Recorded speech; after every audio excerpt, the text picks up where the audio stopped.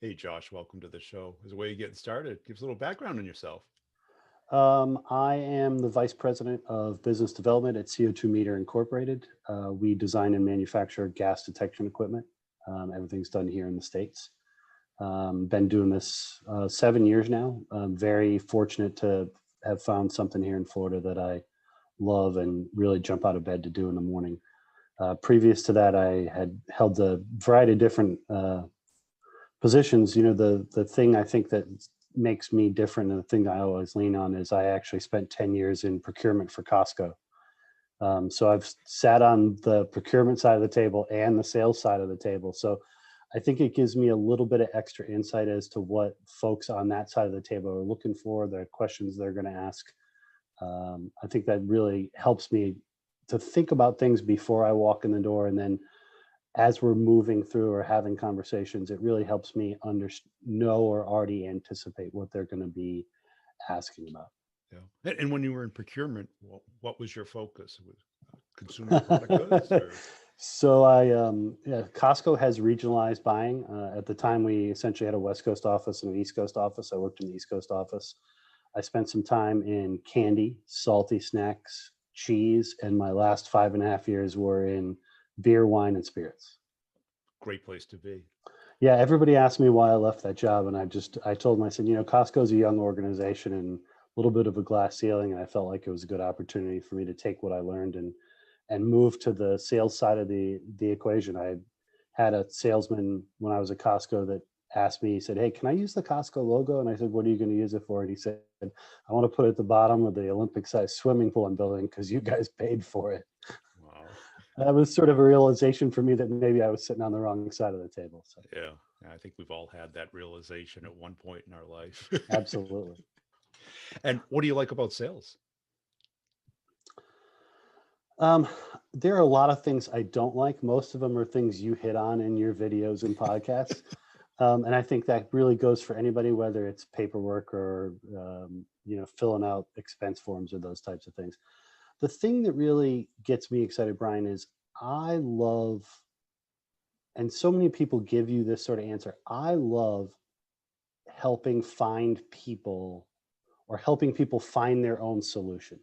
And a lot of times that winds up being us that are able to solve that problem for them. I don't, the for 20 years I've heard, oh, everybody should do solution selling.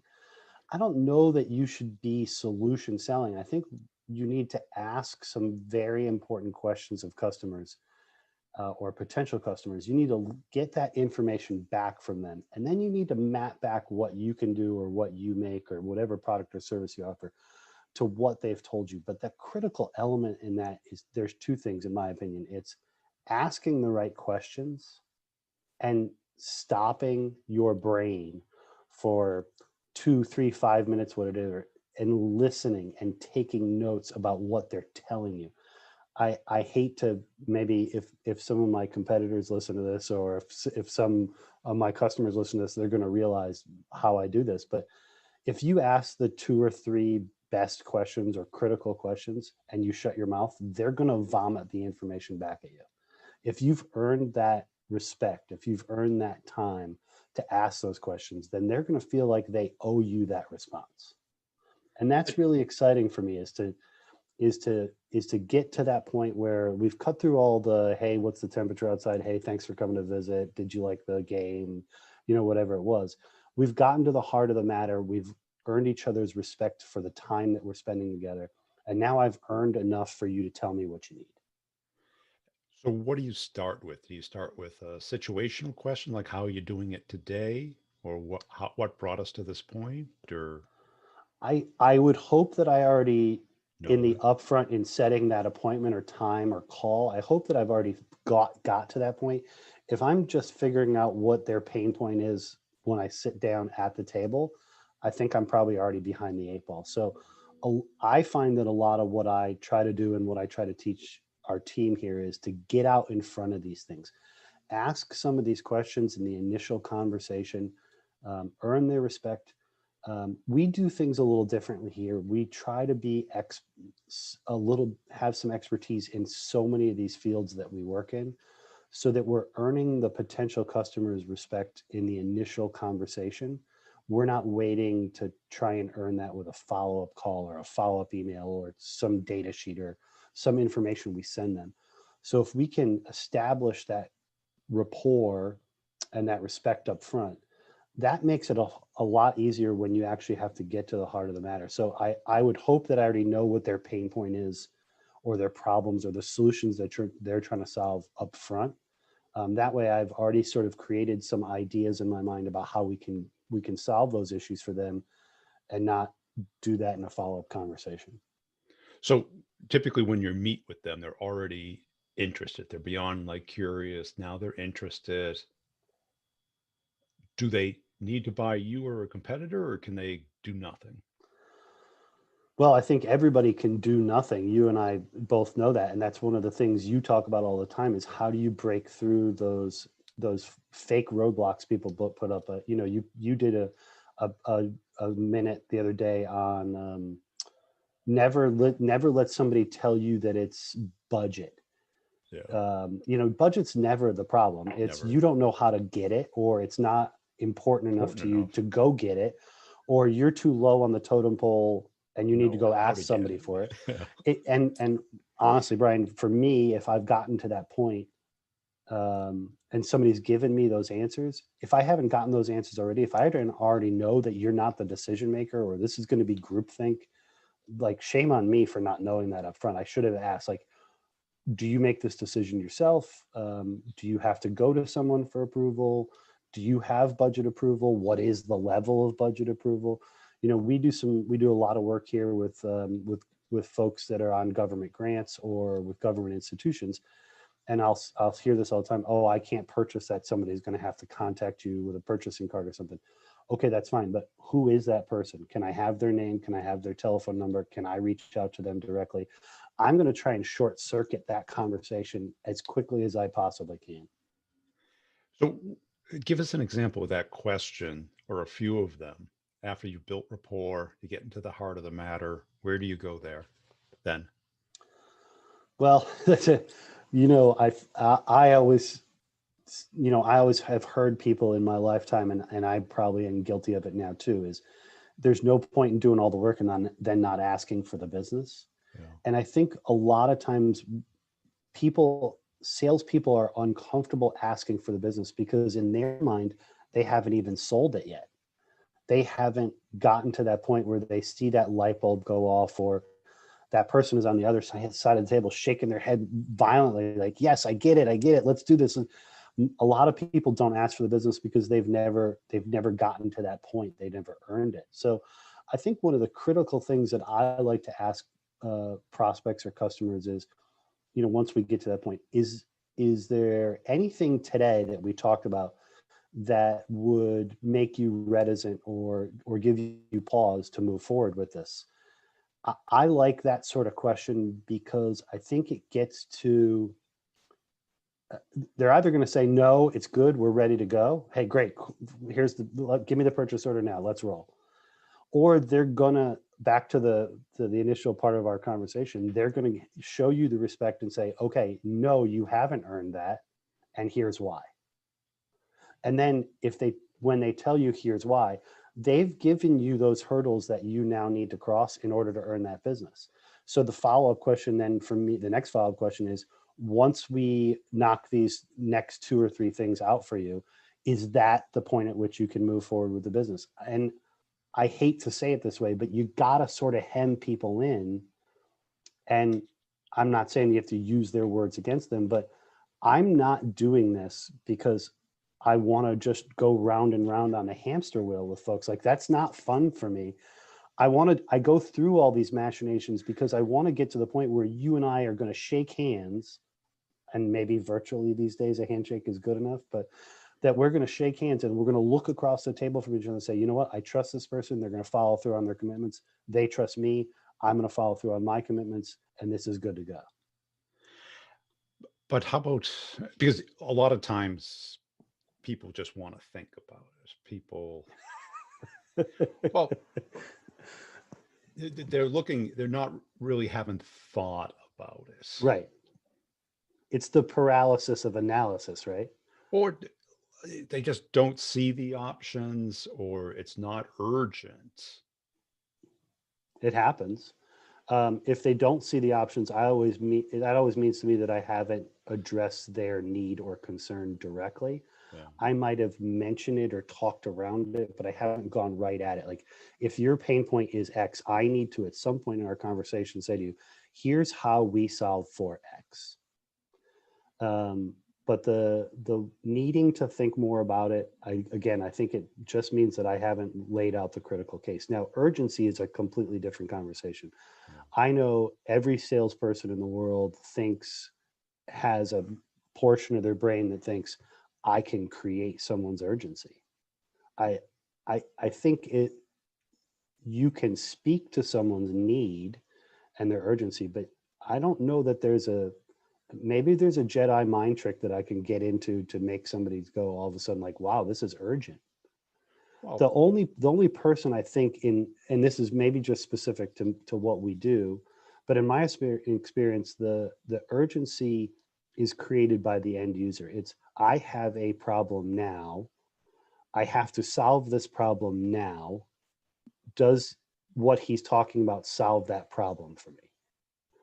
And what we try to do here is not just be available when they have the problem, but give them the information necessary to help move them from insight to action, is the phrase a lot of people use.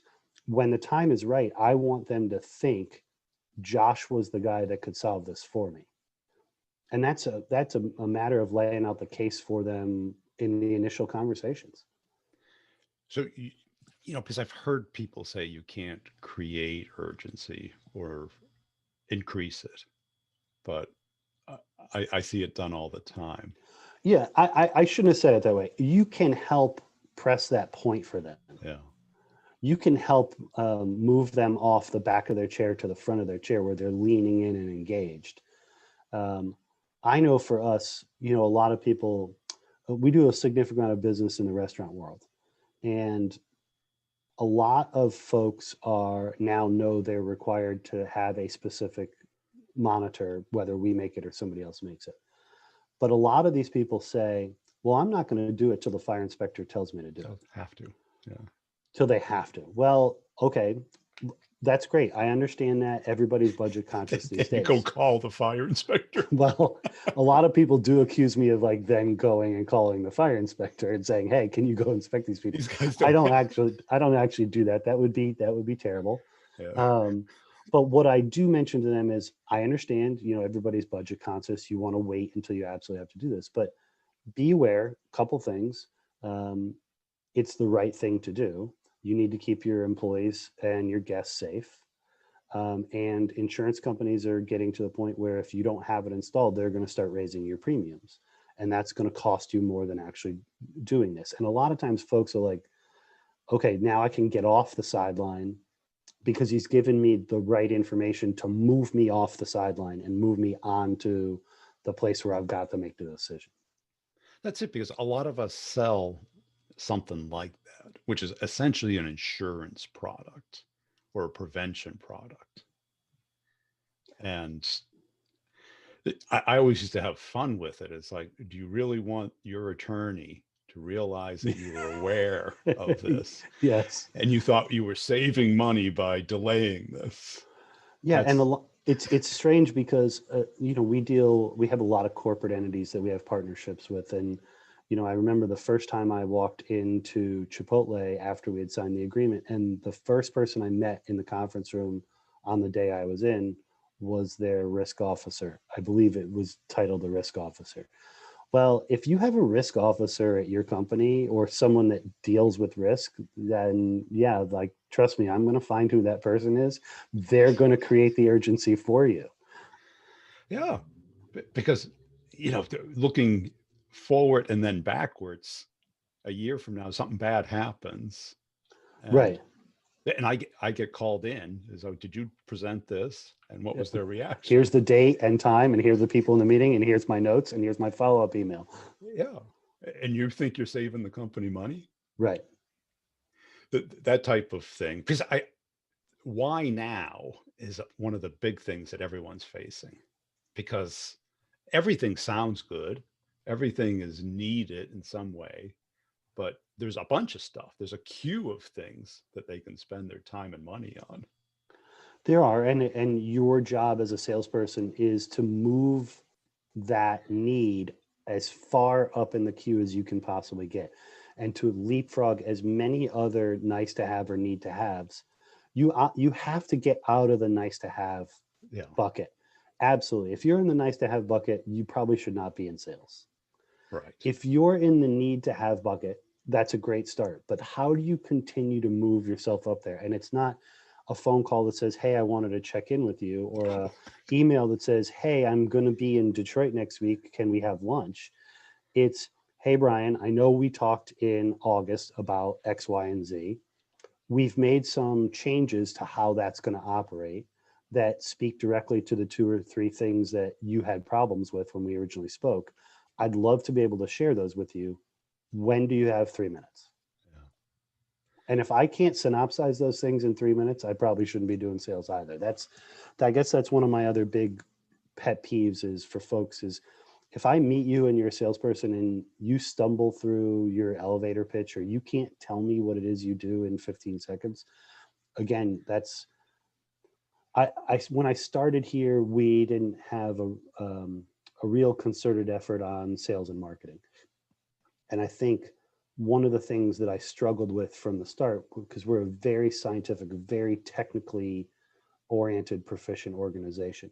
One of the things I struggled with, because I'm not a scientist or a mechanical engineer, those things, is I had trouble synthesizing and boiling down our message into those 10 or 15 words.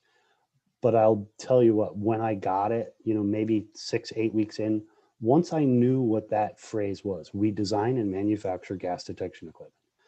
Once I had that boiled down, then what I tried to do was take that and then layer in for each of these different conversations. So when I deal with a laboratory, it's one add-on to that. When I deal with a restaurant, it's a different. When I deal with a fire department, you have to be able to take your secret sauce, and then you have to build up on it for each of these people's needs. And Yeah. I find a lot of folks just stick to that one 10 or 15 second pitch every time, but it doesn't fit. That's great if all you're doing is this one market. But trust me, if all you're doing is this one market, you're never, ever, ever going to get out of that niche. You're always going to be the niche salesperson. You're never going to be able to grow the breadth of the business. And that's one of the things that we've been fortunate with here in the last year. Anybody that claims they saw the pandemic coming, besides maybe people in the laboratory world or science, okay, great, good for you. Nobody else saw this coming. But we had made a decision probably 3 or 4 years ago to start to broaden the breadth of the business. So don't just focus on restaurants or breweries or the cannabis industry. Let's focus on what can we do for the scientific and medical community? What can we do in welding? What can we do in all these different areas? Well, when the restaurant business goes in the toilet in March, we had already ramped up marketing and sales activities in all these other areas, which gave us the ability then to penetrate through those and to move past sort of that sluggish nature that people have been in the last 9 months. But a lot of that had to do with the fact that we could take our original verbiage and convert it into what people needed to hear. Because I bet in your space, you've got to have the messaging so that it doesn't land where they're thinking, I already have that covered. Correct. And it's also, we don't want to pitch it Right. at someone and have them say, well, these guys are knuckleheads. They don't know what they're talking about. Like, I can't walk into, Lawrence Berkeley National Laboratory, not that they'd ever let me walk in probably, but I can't talk to those guys on the level of information they need without me owning some expertise on our side about how our stuff does what they need to do. If I just come and be like, hey, I got devices for you. So does everybody, right? We got devices. Yeah. We got boxes of them standing over there. By the way, Los Alamos has a lot more devices, and maybe you should go pitch them too. But yeah, that's And how do you get around that type of problem where they say, oh, we're covered. We've got a methane thing on the wall. We've got this thing over here. Well, the first thing I do, Brian, honestly, is, hey, I'm glad that you've got that. I'm glad you're safe. I'm glad you guys have secured that for yourselves. Tell me why you picked that one. Yeah. Tell me why you chose that set of devices. And then I will always try to follow up to say, hey, listen, if I think that what we do and what we have to offer is comparable or is better than what you already have, are you willing to have another conversation with me? Yeah. You've got to give them a reason to want to talk to you again. But it can't just be, like we said, it can't just be, can I follow up with you? Right. That It's got is to the be their lamest. reason. Exactly. Yeah. Exactly. And then that goes back to that initial conversation. You know, have you diagnosed and gotten the information out of them that helps you create that map for you and the prospect to get to the treasure? Yeah. I like that treasure map idea. Yeah, you can steal that one. Yeah, listen, I'm sure you'll have a video on it tomorrow. You'll be walking around the neighborhood like, hey, I thought about things as a treasure map. No, 10 years ago, I wrote about a map. Day, can I see the email on it? Can you prove it? I got a book. It's a book on Amazon. I'm kidding you. No, but that's it, because too many reps think stimulus response, Right. statement, objection, objection handle. It's like, But it's not supposed to be adversarial, Brian. If not at all. if it's sort of adversarial like that, then you've set your prospect is probably sitting back in their chair. They have their hands folded, you know, all those visual cues that tell you that they're not engaged. Yeah. I I think for me, I think about things a little differently. I was brought up by two parents that were teachers. And I was always taught you have two ears and one mouth for a reason. You're supposed to listen twice as much as you talk. And they also taught me to always be educating myself, which is great because, you know, when somebody walks in my office and be like, hey, we're going to do propane detection, like, okay, I guess I get a better browse up on propane. But that means that I am better armed. I've got more, an old manager of mine always called it, you got to have more tools in your Batman tool belt than the other guy does.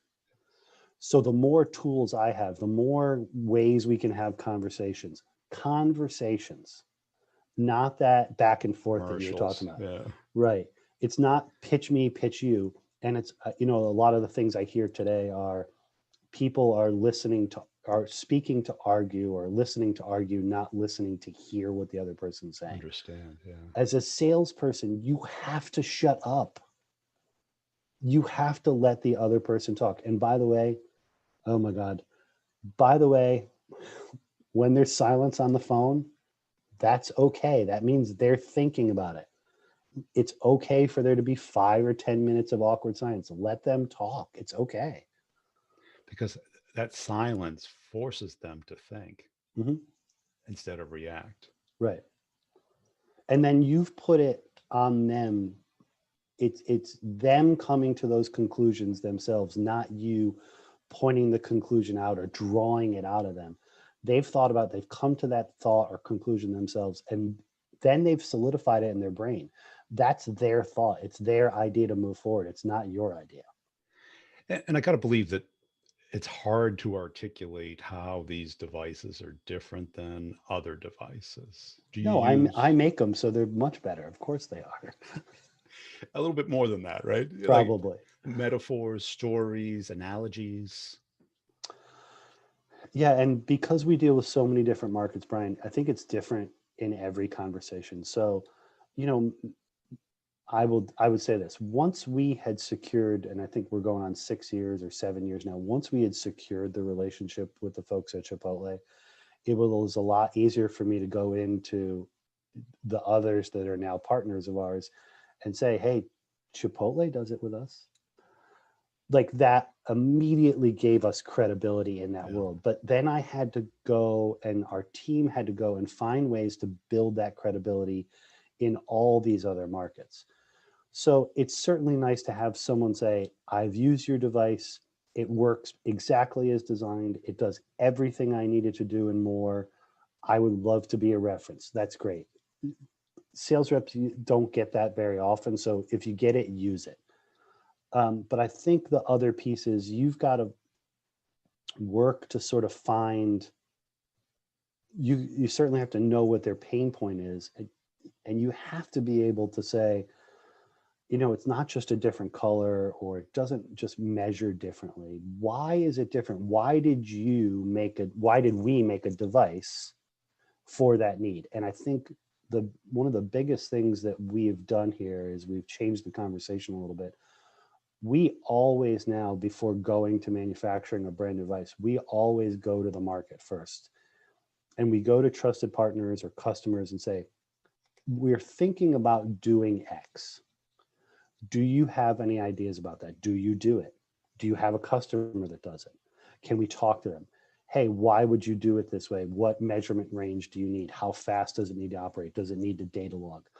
All these questions I can ask of people that are already probably doing this. So then when we go to market, we can say, we designed this in collaboration with the folks from the Brewers Association. We had brewers specifically test this device for us. That then moves me out of, oh, it's just another product or another monitor, into, wow, they've really put some thought into this and time and effort. Because I was in a similar type of space on the IT side, and everyone was using the same keyword, firewall, but firewall had 50 different meanings. Detection devices, I got to believe, it means something. It's a Rorschach. You show it and there's a different impression in everyone's mind. 100%, because some people refer to it as a sensor or a monitor or a detector or an analyzer. So I or our team has to know, what does that mean? What does that mean in their world? What is that person in their world going to ask the question of? Do you know how hard it is for a salesperson not to answer the phone when it rings? Stimulus response. Right? Exactly. I'm like Pavlov's dog right now. It's an order. Well, that's it. You kind of got to, what worked for me in that space was I came up with an analogy of going to the airport and going through a metal detector.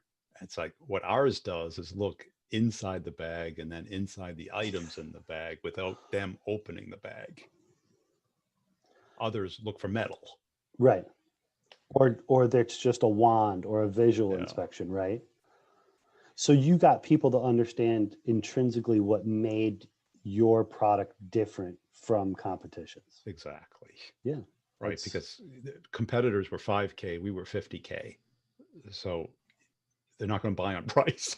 So you gotta, no, if they did, understand. That's a bad procurement guy. And the thing is, insurance is easy to sell after the car is in an accident, right? Right. There's immediate value. Right. It's harder to sell before the car is in the accident. Well, and probably the optimal space is to be able to provide that person the insurance in between the moment of which it's about to happen and the moment that it does happen. But like, if you can do that, if you've got that magic bullet, congratulations, because I don't know that anybody else has it. But to be able to paint that vision or help people create their own vision is really is one of those magic touches that I think not only makes salespeople so rare, but makes good salespeople just a gem. Yeah. And how about, do you have reps underneath you or with you? Or? Yeah, so we have 5 total people, and we're a small organization, but we've got 5 total people doing either inside or outside sales. And we're always trying to upskill. We're always trying to train. We want the folks answering the phone to be able to answer more and more of those questions, and then really leave sort of the top line stuff for the big picture stuff, for the more complicated stuff for, our VP of sales and myself. Cool. And what do you see the distinction between like the top performers and the middle? Is it a skill? I know the easy answer is the paycheck.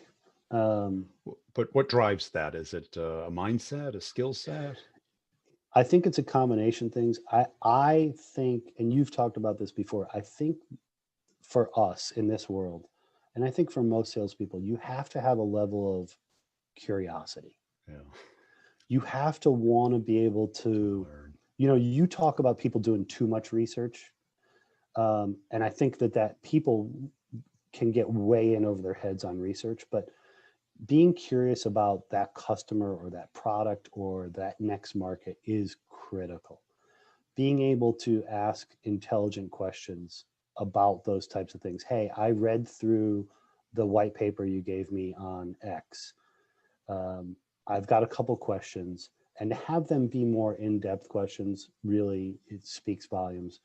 But then to be able to take that information and translate it and create your own conversation about it, I think that's really what sets great salespeople apart, is they're able to make the conversation their own. You could teach me about the Firewall product all day long, Brian, but unless I can synthesize it, understand it, and then be able to put it in my own words, I could walk in and use the metal detector scenario, hypothesis all day long, but it's not going to sound like me. Yeah. And so often I hear, because we get sold to too, so often I hear salespeople and they've clearly memorized a script, which then says to me that they haven't done the due diligence to sort of learn the space and learn their own product and be able to have that conversation. It almost makes me want to hit the eject button at that point. But at some point, I also want to like listen and take notes and be like, hey, listen, I'm not going to buy this. But I also want to let you know, as a salesperson, here's where I think you fell down. I know that comes off as jerky, but I kind of want to help that person along. You know, if you really want to be in sales, you need to think about these things. If you're just trying to get a paycheck, then go ahead and keep doing this. But then you better play the numbers game, because you got to put way more balls in the funnel than you think you do. And that's it. And I love the word conversation, and the magic of a conversation is getting the other person to talk. Try and dig into those questions a little bit deeper, and think of it as the choo-choo train. You got to get those wheels moving. But once they're moving, just sit back and enjoy it. And it takes a long time. When a train's up to speed, it takes a long time for it to stop. Just let it go. Yeah. Just don't fight it. Don't put the brakes on. Just let it coast. Yeah.